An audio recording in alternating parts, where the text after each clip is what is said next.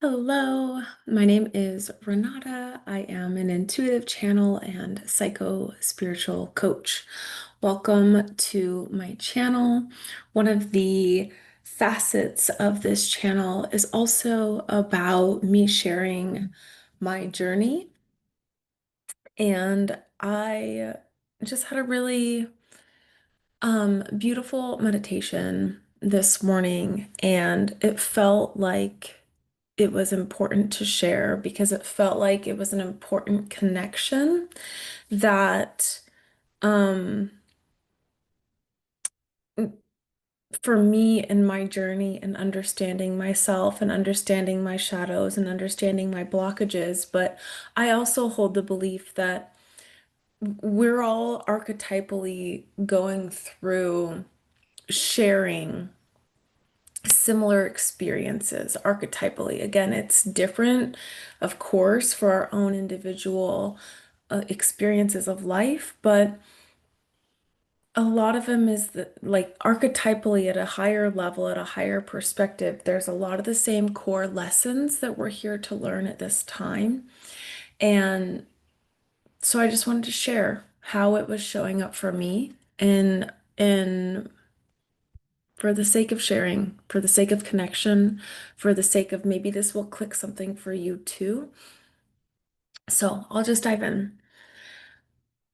In meditation, so I'm an entrepreneur. I have my own practice where I offer services around psycho spiritual counseling and healing and energy work and channeling work. And I have been doing this in some form for the last 5 years. And on that journey, I've had to go and get other W-2 jobs. And then I've come on my own and been like, okay, I'm gonna do it on my own this time.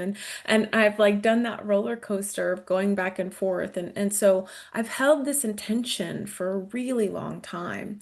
And I have never I have never made more than $1,000 a month in my business, in my practice. And that's not enough. Like the goal or the intention is to have a comfortable way of living through doing my work, my mission work, what feels to me like m- this is my vocation. This is my career. This is a really important aspect of who I am as a person and why I came and incarnated on earth at this time.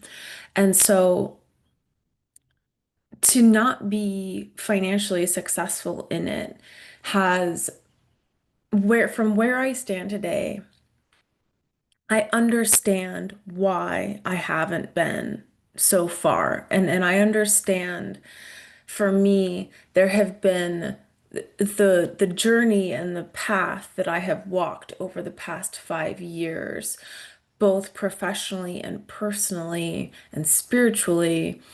Um, the money piece for me is like the last piece of the puzzle. Like I'm finding like the last pieces to kind of put in to complete this puzzle. And so even now I'm not experiencing the financial flow that I would like to. And there's lessons in that. And one of the lessons that has come through, and this is what's so coming back to my meditation this morning, is one of the things that I'm learning is that I'm seeing all of the ways where I'm trying to get something, I'm trying to make something happen from a place of lack and from a place of also like in that lack, insecurity. So, insecurity, I don't feel secure in some way. So, I was in meditation this morning and I just kind of I was taken back to really my childhood and my relationship with my father. And my parents separated, divorced when I was very young, 2.5, 3 years old. And I don't know what happened in the early childhood, but from probably at least 5 years old till I was like 5 to 14, I lived with my dad, pretty much solo. Um, and so my dad always struggled to provide financially. And that was something, being deeply empathetic and being deeply open and sensitive, I could feel.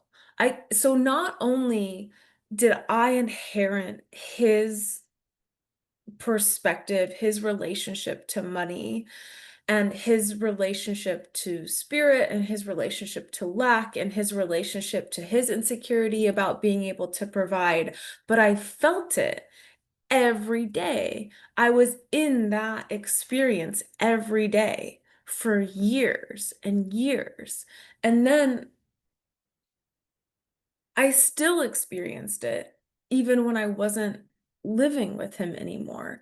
And so most of my childhood was I was brought up in the reality that you literally have to break your back to just receive breadcrumbs, and it's so hard and it's so difficult, and there's not enough to go around, and there's not enough to enjoy life, and there's not enough to do the things that you want to do. And this is not individual to me and my life. How many millions and millions of people have had a similar experience? And so what I realized is that and what came to me and was revealed to me in meditation, as I'm just like really setting the intention. I like went in with the intention to surrender my knowing and to surrender any ideas that I think that I have, and just reveal truth, just for truth to be revealed. And that's where I started seeing that not only were those ideas imprinted in me and literally in my DNA, but they deeply affected my ability to receive. I, on some level, shut down my desires and my openness to receive, to be in my feminine energy, because I knew that if I was fully in that and fully open in that, that it would put more strain and more hardship on my father, who was already struggling before I even was alive. It was just where his level of consciousness was to provide. And so the more that I asked, the more that it would hurt him. And so I shut down my needs, my desires, my joy in a lot of sense, because I didn't want to hurt him, or I didn't want to cause him more pain, because if he knew that I had a desire and I voiced a desire that he couldn't meet, it would be painful for him. And so it's this really beautiful,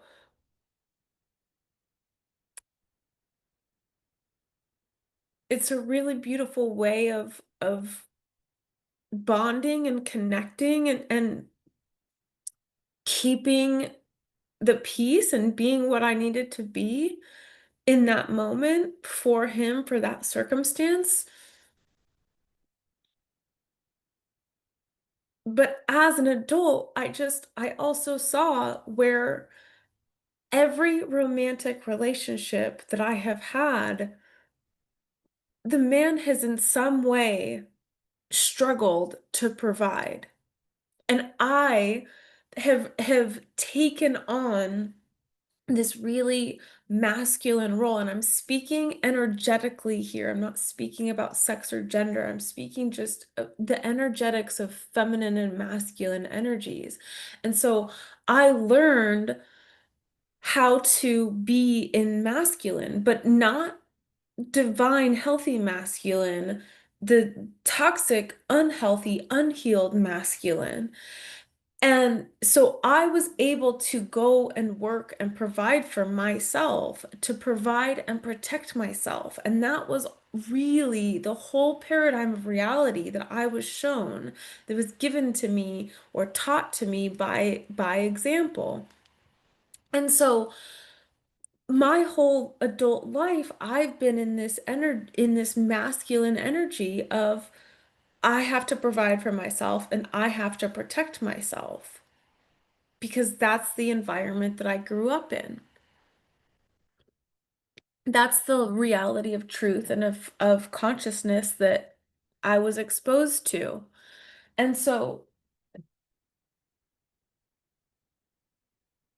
the partners that I would attract, not only in some way to some level were they basically just another version of my father, which is like annoying. But like, I also see how I was never open to be in the feminine. I was never open to be in the receptive. I always felt guilty taking something from a man because I didn't want to take more from my father because he already struggled just to put a roof over our head and just to feed me. And so to ask for more, again, it was like, I don't want to ask for more. I don't want to hurt, like, I don't want to cause hurt. And yeah, so there's like some emotion coming up here because I think that this is like, I think this is really deeply seated for me. And I'm hopefully for somebody else who's watching this, it can put language to or illuminate like kind of some of these under the surface things that we don't really realize because they happen in childhood. And so then we kind of have these realizations. It's like, oh shit, yeah, like maybe this is a huge reason why this has been so hard for me to receive. And as now I'm in my business now and I'm like, okay, I know intellectually how things like the law of attraction work. And I understand that I have an attractor field and I understand in so many levels how it functions. And so as I'm going about my business, I'm being really cognizant of where am I in this energy of like, oh, I'm like desperately trying to get business. I'm desperately trying to get money. And where am I like I can see myself doing it. Recently, there's been a lot of inaction for me because I haven't like been finding my alignment. I'm like I'm in this like weird energy of like, oh, I'm just doing this so that I can get something. And I know that I don't want to be in that energy. It doesn't feel right. I want to be heart-centered and I want to be in a place of giving. Like, how am I giving? And I'm just realizing that like when I drop into the place of giving, I'm also dropping into the place of receiving. And because if I'm giving, then that means that I don't have lack within me, that I'm giving from this heart-centered place, that I am full and I am abundant.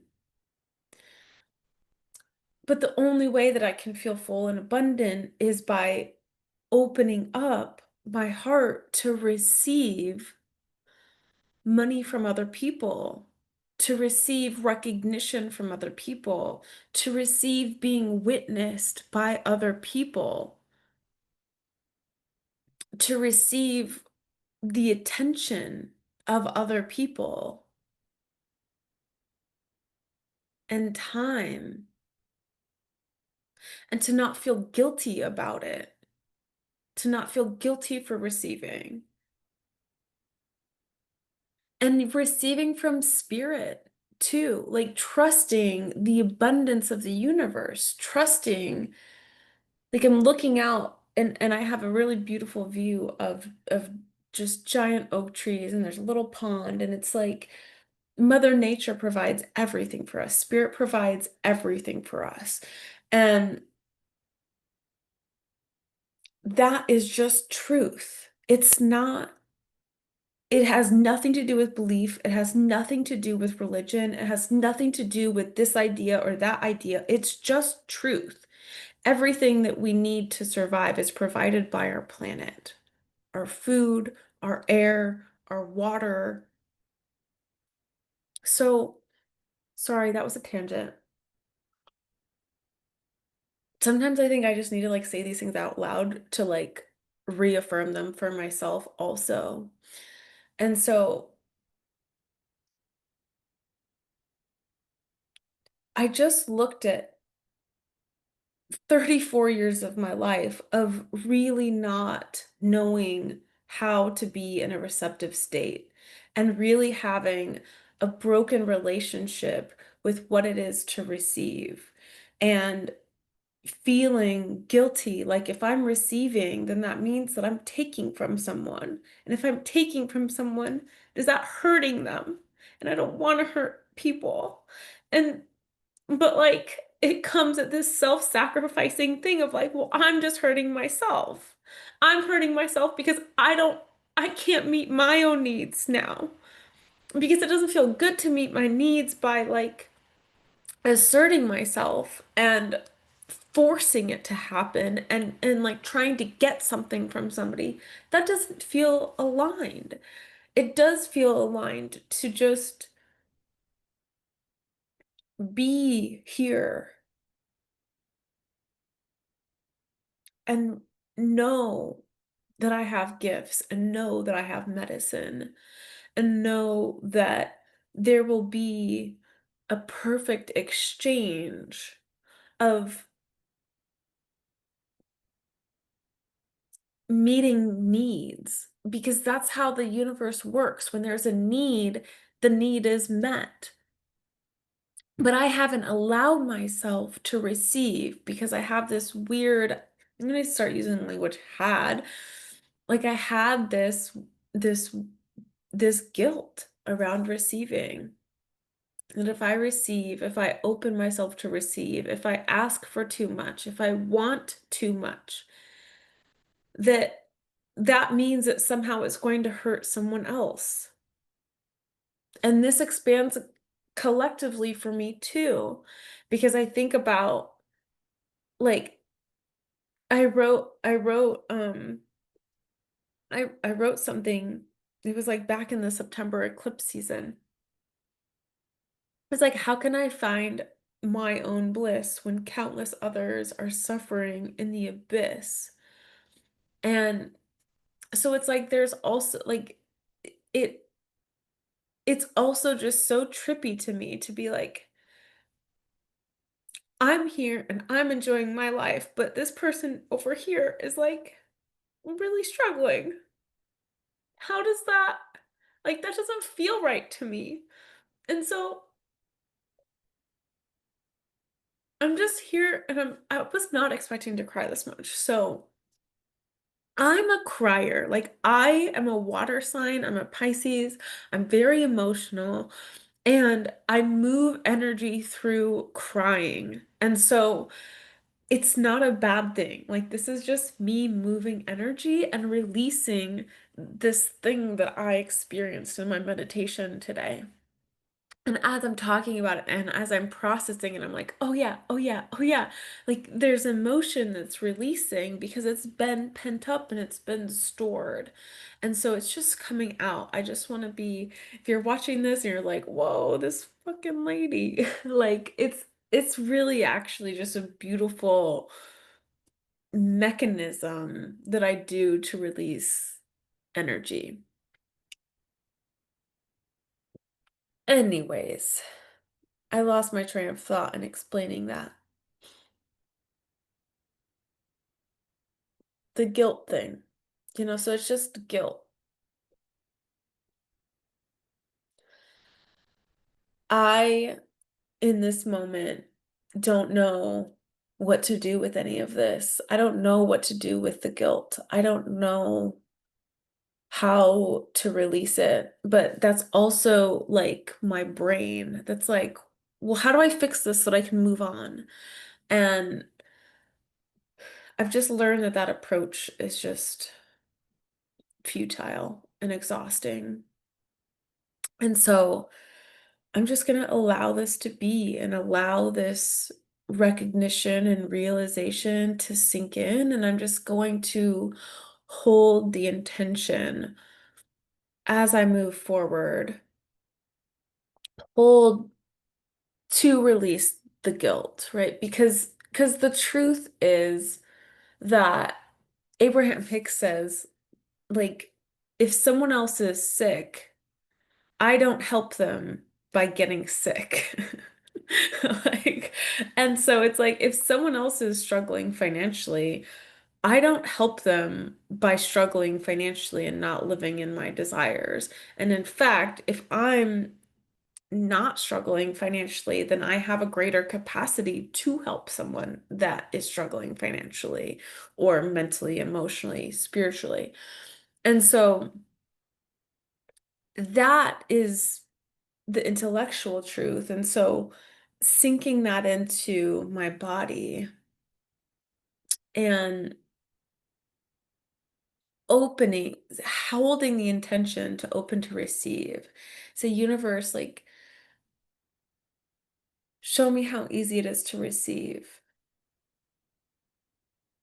Show me how open I can be to receive. Help me open this flow of energy where this infinity symbol, where I'm giving and receiving equally, where giving and receiving are one. And I'm not self-sacrificing, but I'm also not harming anyone else. But the love and the abundance is flowing naturally between all parties. Everyone wins. Show me that reality. I choose that reality. I choose that love. And so it is. So, thanks for coming to my vlog, blog, video, journaling. I hope that this was helpful in sharing my story.